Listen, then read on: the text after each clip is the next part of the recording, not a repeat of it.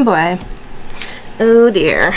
If I had a nickel for every time I started a video out with, hey, it's been a while, probably would have like over 25 cents. So anyway, yes, it has been a while. It has been so hard for me to even contemplate, not to contemplate, but to actually do any videos. So I haven't done any. It's been hard because 2025 stank. Overall, I would say it was a pretty lousy year. A lot of death, frankly, including 2 of my cats in the autumn within less than 3 months of each other. That was a rough kind of double whammy. So it's yeah, it's been hard.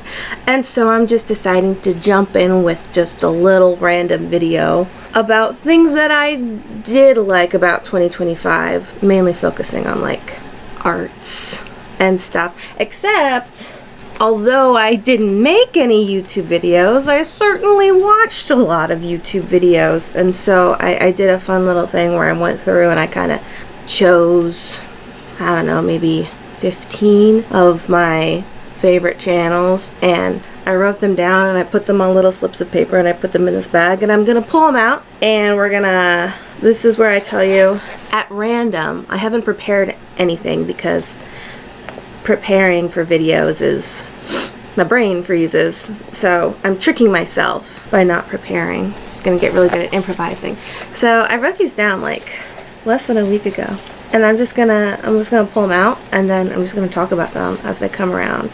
So, we ready? Here's number 1. And I apologize for the nose. It's been dry, and we had the snowstorm come through, and blah blah blah. Anyway, all right. YouTube channel number 1 is Julia Christina.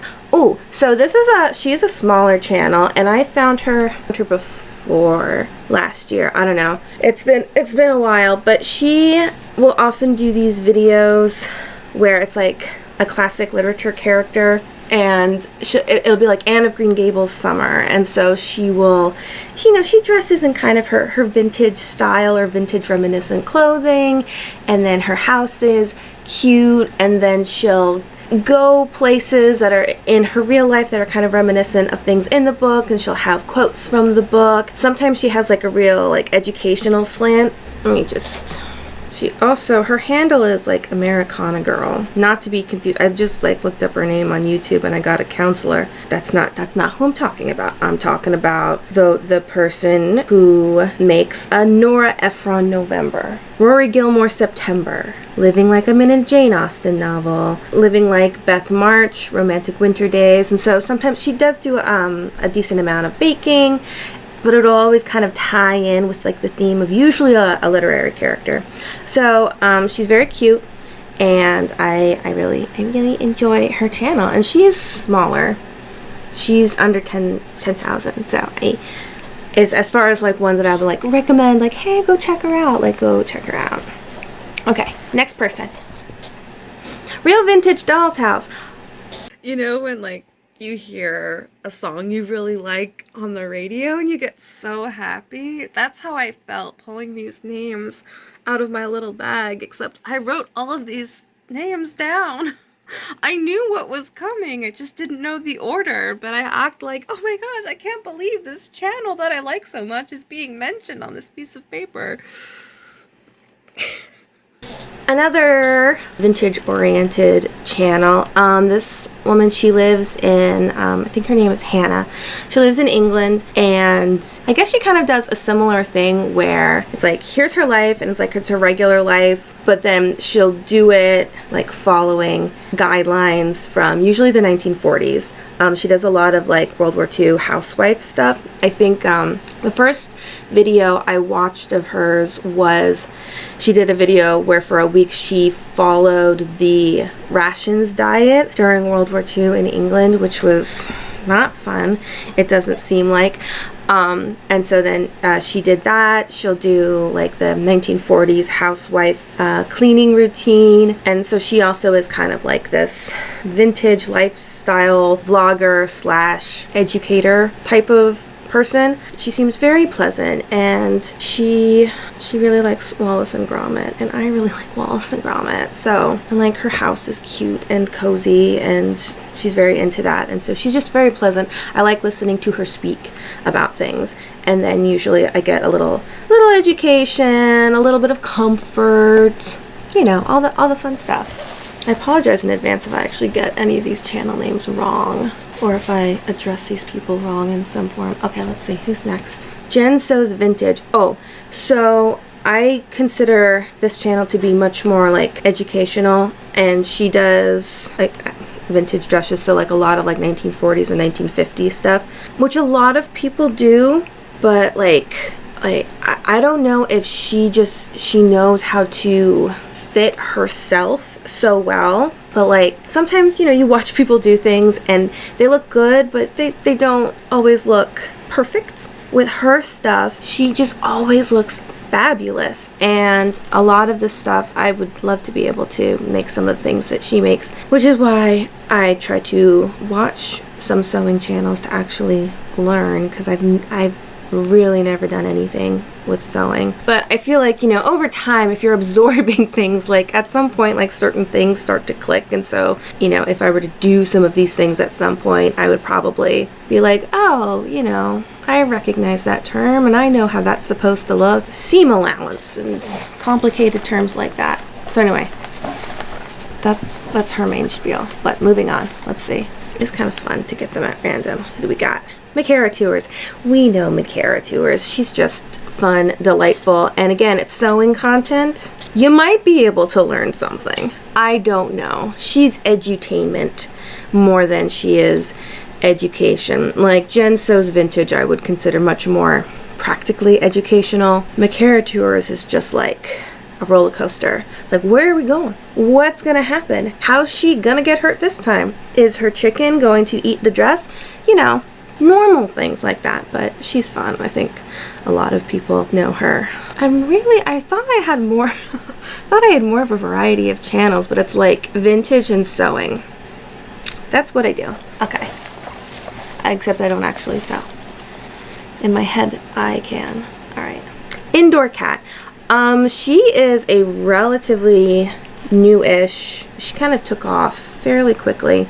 I don't know if I found her last year or the year before. I would say she mostly does vlog, but she kind of cinemizes them. I'm not entirely sure exactly what her process is, but I do love her cinematography. She seems very sweet, and she lives in New York, and I do like watching people live in New York. When I was like a teenager into like my early 20s, like I wanted to be, you know, the person who lived in New York. That didn't happen. Yeah, she's very charming, sweet, funny, and I am very curious what her process is, because to me it's like, okay, here is something in her life that's very normal, average, every day, and then somehow she says, okay, but how do we make that into a narrative cinematic experience? And she does it, and it's fun, and it's nice, and she's cozy. All right. Caroline Winkler. Caroline Winkler, she's, you know, she's a bigger channel now. She's got over 1 million. My sister found her, this is actually probably years ago now. Time flies. My sister found her, and my sister and I both really like her. She mainly does interior decorating, but with, you know, reflections on life worked in there, which, how do I say this? Interior decorating is so personal because it's like you're making your home, and I think that she's just very fully aware of how emotional and poignant such a seemingly non-emotional and non-poignant thing can be. And she was actually my top channel that I watched according to my little YouTube Wrapped, and I rewatch her a lot, and she's funny, and I find great comfort, and I do think about interior design and decorating and organization differently having watched her. So she's probably one of my favorite channels, as indicated by my YouTube Wrapped. All right. Zeltic.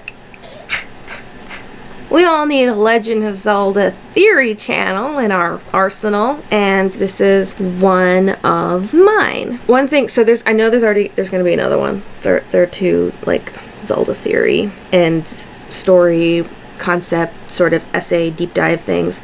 One thing that I like about this, I think both of them do this. It's like they're Zelda theories, but they're not like super conspiracy theory. And I think they're aware enough of, like, you know, maybe the developers just made a mistake. Maybe they just didn't think this part through. Like, they're not going to super stretch it. They kind of acknowledge, well, these things could be connected, and then they, you know, explain all of that. But they're not like over the top about it.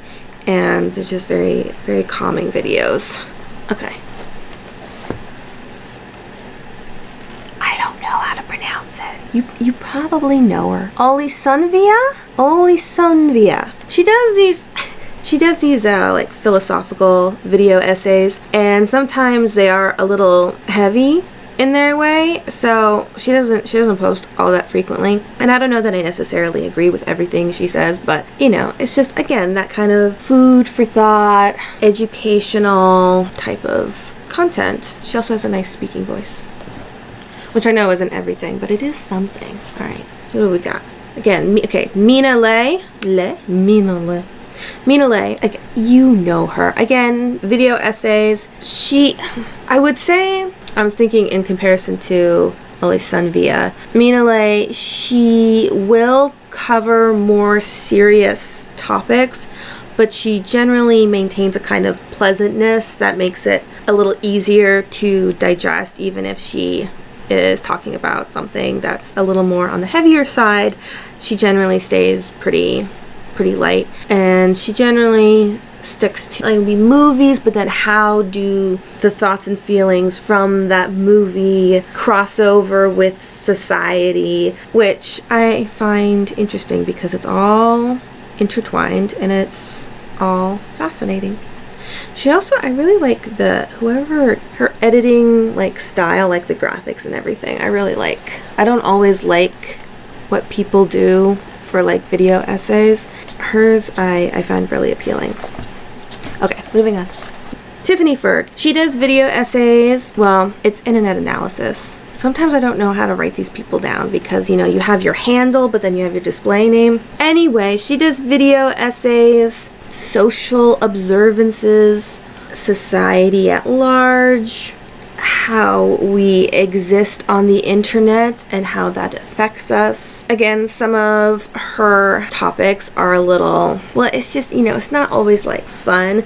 Sometimes it's kind of like, oh my goodness, this is what's going on, this is what's happening. So sometimes I have to be a little bit in the mood for that. Again, she generally stays pretty light in her presentation, which helps when you want to try to be aware of more things, but it can just weigh a little bit. So, all right, moving on. Okay, moving on.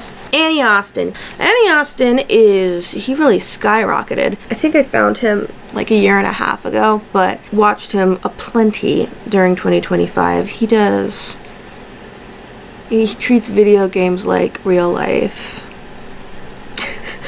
That's not, like, he used to do, his format has changed a little bit. He used to do like the census videos or like the unemployment rate videos, which were pretty funny, but I don't think he does those on his main channel anymore. I think those have moved elsewhere, and so it'll be what's one of his recent ones, like what's actually illegal in Grand Theft Auto, and he just has a funny presenting style, so he's fun. Kind of feel like even if you don't really like video games, it's just kind of a funny notion. It's like, what are we talking about? Anyway, moving on. Kendra Gaylord. So I think I found her because she likes stamps. So I found her through stamps. She had a stamp video, but she mostly does architecture and like history of architecture and concepts. But man, she has had some real videos. What do you call it when you have like a visceral reaction to something, but it's pleasant? one that I really liked was What Happened to Public Bathrooms, which maybe sounds like a funny video, but you know, it's always those kind of funny. I loved that video, and she goes through just kind of the history of public bathrooms, the importance of them, how they've been portrayed, kind of. Oh, she did one on the, what is it, the mansard roofs? The one, it's called How This Roof Got in So Many Horror Movies. And so, you know, like the typical spooky looking house, and so she explains like why that happened. And so there are so many times where I'm like watching her videos and I'm like, oh yes, that's right, that's exactly how it is. Oh, the one on automats was really good. I think I found her stamp video, but then the one that really helped her take off was You're Not Mad at Rory Gilmore. You Want Her Star's Hollow Lifestyle. And so it's about, you know, it being such a walkable town and everything like that. And I have very strong feelings about that. So I love her channel. So she's definitely one of my favorites. I love her. Yeah, so that's Kendra Gaylord. Again, so she's another one, like, I recommend her. I recommend all of them, obviously, but, you know, I have more of an agenda for some than for others. Moving on. I apologize for pronunciation. Inga Lam? She doesn't refer to herself all that much. I would call her a cooking and food vlogger. She has a lot of like what I eat in a day videos, and she just kind of shows you what she cooks, but she has such a warm, soft, friendly presentation, and the food always looks really good. Again, I wouldn't say that it's like she gives more cooking advice as opposed to actual full recipes, but I do think she has a place where you can get her actual recipes. It's just generally not what's featured in the video. Or because she travels a decent amount, she will take you to the food vendors in Taipei and stuff like that, which is always good fun. She's very pleasant, and that is definitely something I like about her. She's very, very comforting, very nice voice, very sweet seeming person. A lot of the food looks really good. Have I tried any of it? Not really, but again, it's just like I've gotten some advice. There are things that I have ingested into my psyche from watching her channel. All right, here we go.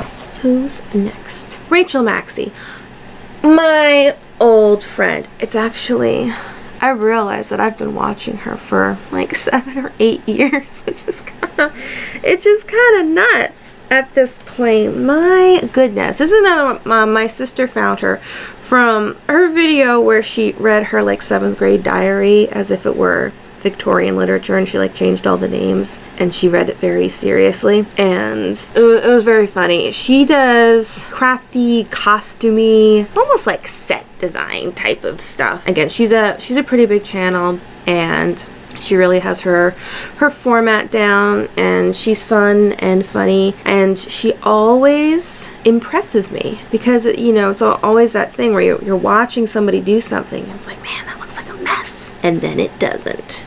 Sometimes I don't know if she understands how talented she is, because for someone who didn't officially learn a whole lot about the things that she's doing, she is very, like, I'm always impressed. And, you know, you online, you see people do things all the time, and I'm always a little shocked at what she's able to do, especially when she's just like using trash half the time. Never saw trash go so far. I like her filming style, her presenting style. You probably know her, she's pretty big. She's delightful. She is delightful. She's one of my favorites. Like, I always watch her. She's my program. Alright, moving on. Joanna Bournes.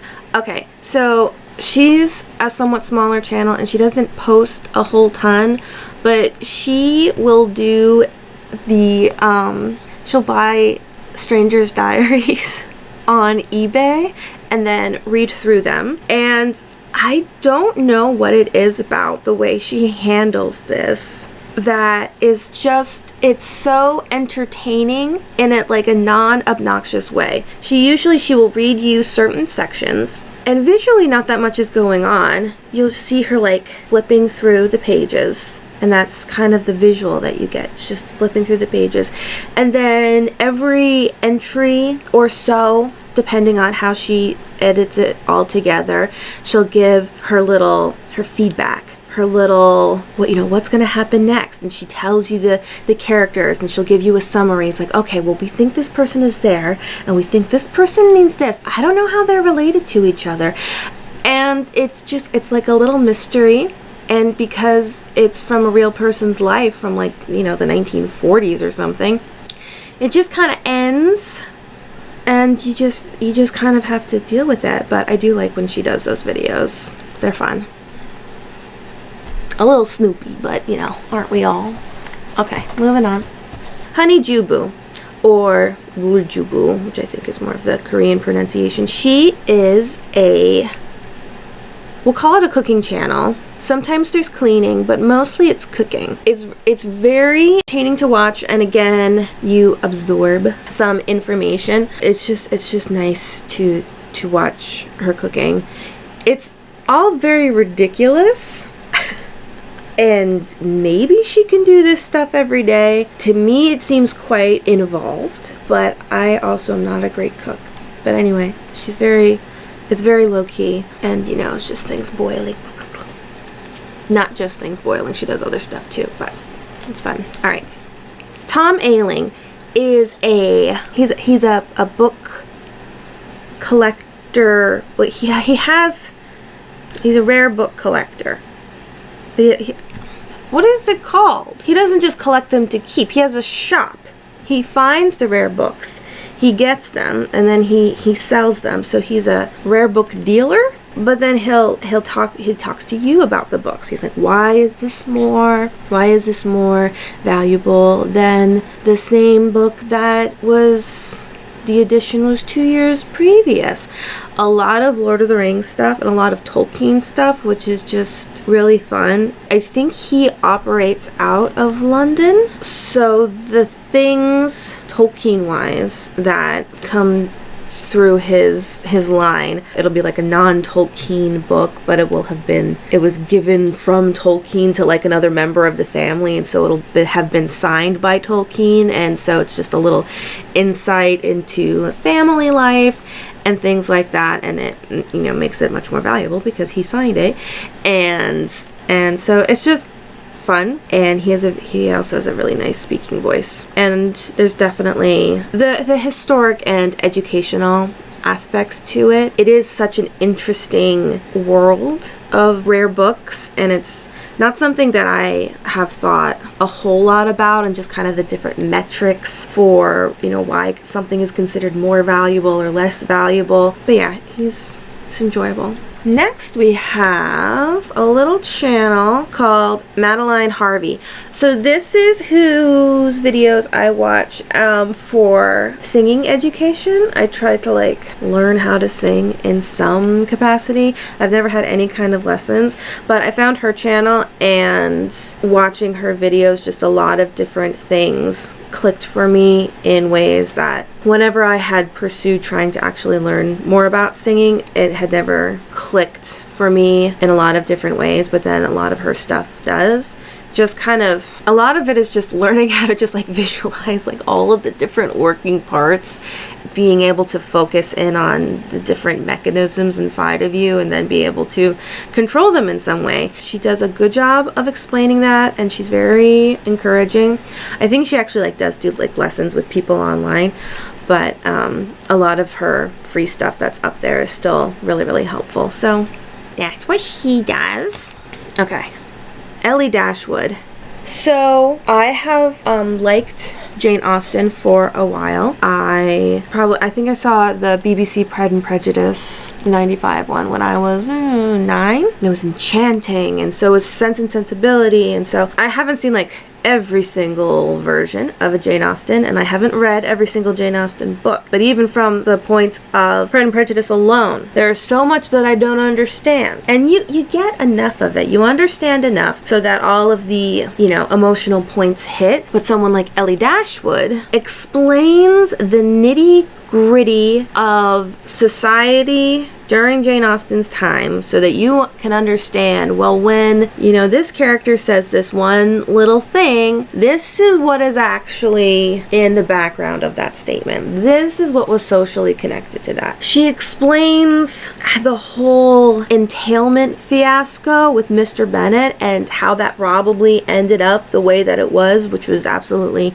not in favor of the Bennet girls, and I appreciated it so much. That video alone was very, very valuable to me. So she explains all of these things and it's fun. So that's Ellie Dashwood. So if you like Jane Austen, it's nice to have this knowledge because it just makes everything a little bit richer. And it's made me appreciate Jane Austen even more just because, if this person is able to break down and explain so many different social structure things that would have been present at the time, if she's able to do that based on what Jane Austen wrote, to me that says, well, Jane Austen wrote really believably or realistically within her confines, and it just makes me appreciate her even more as a writer.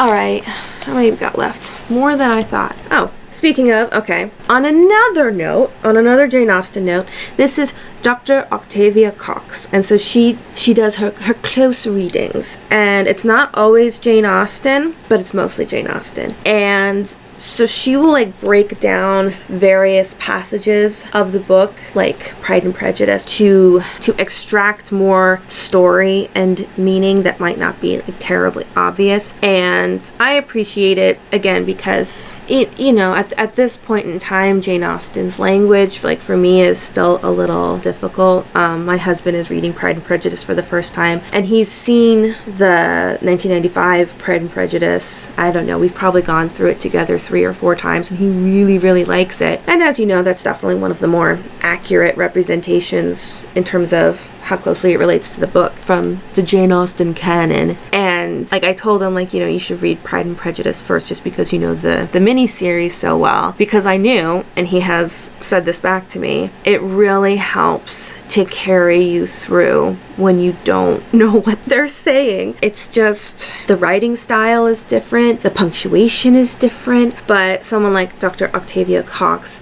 taking passages and it will be okay, here's this sentence and here's what this sentence means. And so it's a lot more linguistic. She has some, like Ellie Dashwood, she has a bit of the historic and socially historic aspects that she has to explain, but I would say that she focuses a bit more on just really understanding what the words and what the sentences are saying for the Jane Austen stuff. I think she does some Shakespeare also. Just very enlightening. All right, we're getting down to it.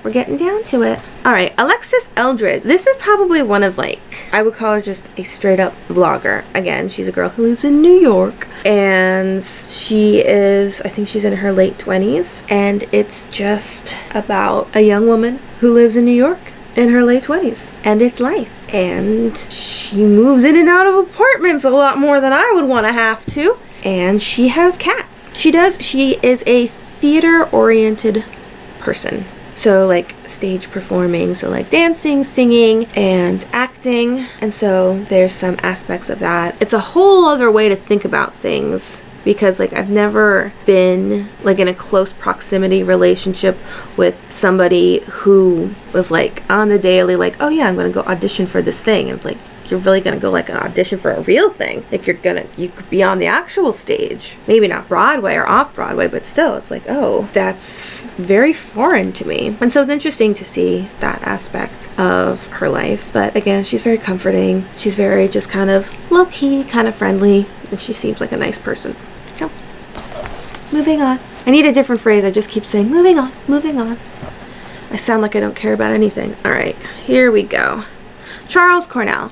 He's a music guy, so I think he has, I want to say mainly a jazz background. He's very fun and funny. I think he actually might have gotten big on the internet because he was doing that thing, I think before it was as popular as it is now, where you take viral videos and then you put, music that matches, like if somebody's like screaming about something, and then you just find all of like the notes and you find the melody line and they're screaming, ranting, and then you make it into a song. So I think he got big on that, but then he started doing, it's more like a music appreciation. I think the first video I watched of his was about how good the music in Mr. Rogers' Neighborhood was, and so I really liked that one. And so he'll do anything. He did the theme song for Thomas the Tank Engine, and so he breaks it down a little bit musically, and he'll say, you know, usually we would do this, but this song does this, which is weird, and isn't that cool?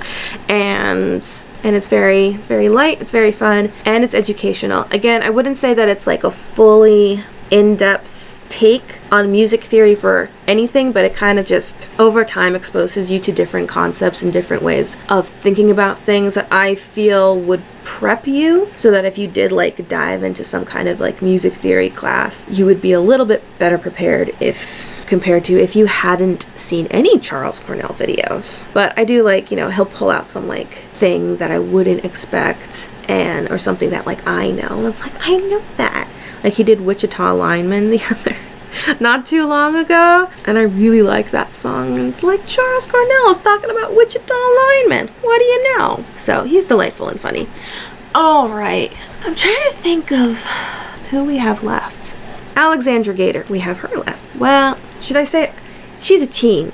It's room makeover stuff, and she's fun and funny. I don't always like the style that they do. It's just not my style personally, but again, there's kind of this, you know, there's wisdom, I think, in the execution of some of the things. This is another one that's like very well formatted, and it's a team. Like they're a small business basically, and they're like a small TV show. So even if I don't always like the style, there's usually either something of value for me to learn about interior decorating, or just how to do different projects, or how to think about things. A lot of fun little, it's either like renter friendly solutions, which doesn't particularly matter for me because this isn't a rented house, or small space solutions, which applies to me a little bit more. But even so, I just like seeing people just, it's a problem solving thing, and there's just a lot of good to know tidbits that get incorporated to the different room makers that they do. So just two left. We have Monster Maze. This is the other Zelda one. I like both of them for all of my Zelda theory needs. Sometimes I like having Zelda on. I like just Legend of Zelda. I like to play it. I don't like necessarily watching other people play Zelda. Do I even like watching other people play video games? Not really. I like Animal Crossing Island Tours, but I like having Zelda stuff on. So if I can't play it, I'm just going to listen to people talk about it, and I'm just going to get to listen to Zelda stuff and look at Zelda stuff. Monster Maze and Zeltic do collaborate, I would say somewhat often. I definitely feel like more than once. So they seem like pleasant enough people. All right, last one. Who's going to be the grand finale? I don't know how we were supposed to say this. Her 86M2. She's another, like, she's similar to Honey Jubu. I think she lives in Germany, because that house does not look like something you would find in the United States, unfortunately. Again, it's a lot of like cleaning, cooking. I would say she's a little more varied than Honey Jubu. Honey Jubu is like, we're in the house and we're cleaning and we're cooking, and that's kind of all that happens. And like most of the cleaning is just like the kitchen or the living room, which is literally like basically the same room, or the bedroom. Whereas her 86M2, again, I don't know why it's called that. Like, she'll go out into like the woods and stuff, and like gather something. So it's like, it's a similar style. It's the low-key cinematic, no talking, let's clean, let's cook, let's have a very fine, pretty clean house. So there it is, all of my YouTube people recommendations. Part of me is considering dividing this video into two, because it's like, it's a ridiculous amount of time to be talking about this stuff. And then I was gonna talk to you about arts. Should this video be 2 parts? If it's gonna be 2 parts, it's gonna cut right now and I'll see you in the next part.